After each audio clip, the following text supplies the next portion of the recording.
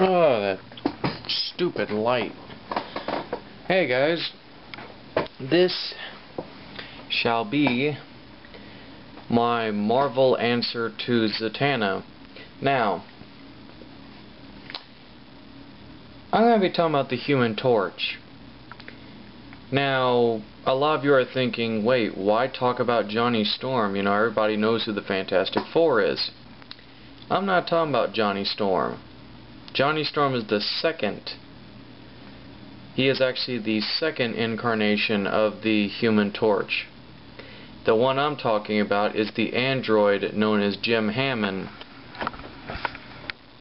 The original Human Torch. Because just like with Hal Jordan, not many people know that Alan Scott was the original Green Lantern, and that Hal Jordan is the Silver Age Green Lantern, the Green Lantern that preceded him. And not many people also know that Jay Garrick was the first Flash, not Barry Allen. So it's one of those kinds of deals. Hammond was created as an android that could, you know, be used in like social situations in like 1939. He was created basically to be like an android that could walk and talk just like you and I. You know, kind of like the whole robotic butler theorem. I really love this picture, by the way. I know I'm focusing on it, but it's just, I love this, I love this. Not too crazy about these other two, but I love this one, and I really love, you know, this Terminator-esque kind of look for him. But he was created simply as like a social means, almost like a robotic butler or anything like that, or just something to show off to the public. Well, there was one fatal flaw, and also he was a robot that was created to be self-aware, you know, free-thinking, that kind of stuff. And one thing that Hammond really, like one fatal flaw in his circuitry is that basically because he had like these little built-in kind of solar panel dills, or like photo light cells that could, you know, whenever he was out in the sun it could recharge him like a battery unit or something. Because those things were so volatile, if he was exposed to even the smallest of, like, you know, oxygen and air and stuff, he would actually spontaneously combust into flames, but it wouldn't hurt him. And when he was debuted to the public, they thought him a menace, so he was buried under concrete. Well, then one day, you know, a leak came up and he came bursting out of the ground, and people dubbed him the Human Torch. And they thought he was a menace, and seeing all the chaos and the panic that he was causing, you know, Hammond being a self-aware robot and, you know, having a moral sense of, you know, right and wrong, he splashed himself into a pool. However, later on in the comics, he eventually starts to slowly kind of like learn to, like, you know, shut off certain like of those photocell things within his own like android body, so he could actually like manipulate and control the flames that, you know, burst forth from his robotic body.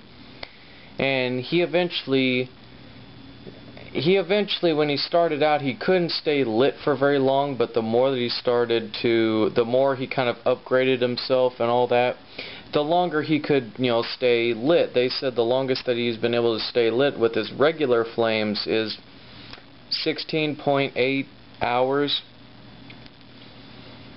And he's got this thing called the Nova Flame, which is like really, really high, but he can do like this massive radial type blast that's over like, I couldn't even tell you the metric number, but think of it as, pretty much this Omni Fire Blast, it's the equivalent of basically a nuclear warhead going off. So that's the best way to really describe it, but even then, a nuclear warhead, that's powerful. That's like a supernova. That's like a supernova if it was made into like a nuclear bomb, pretty much. if you want to put it in that perspective. And he's been part of the Defenders, he's been part of the Invaders, along with Captain America, the Submariner, and like the Howling Commandos and stuff during World War II. He's also been part of Heroes for Hire, Inc. He's been in quite a few superhero groups. I'm not sure. I think he was even initiated into the Avengers. I wouldn't quite take my word for that.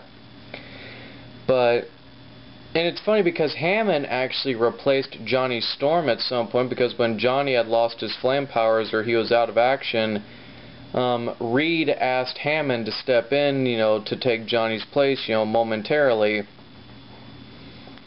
So, pretty much, Justin Hammond, the original Human Torch, very, awesome hero.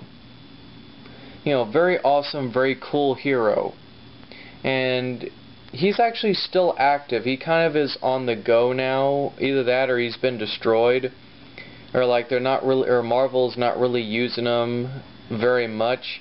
The last thing that they used him in was during the Secret Invasion and stuff, when and Dark Reign and stuff, when Norman Osborn was the head of S.H.I.E.L.D. and stuff. He had created, Camp Hammond, named after, the original Human Torch.